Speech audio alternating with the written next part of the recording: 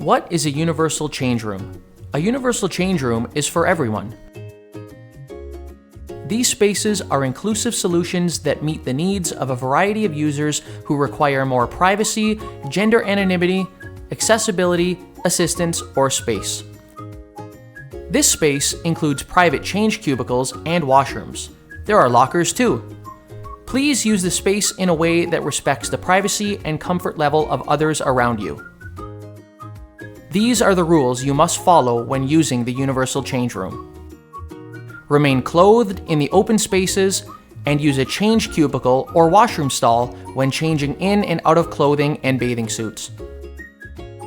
Photography and video recording is strictly prohibited. Suspicious activities should be reported to a staff person immediately. All personal belongings are to be stored and locked in a locker. All lockers are for day use only. This information is to help you understand how to use a universal change room.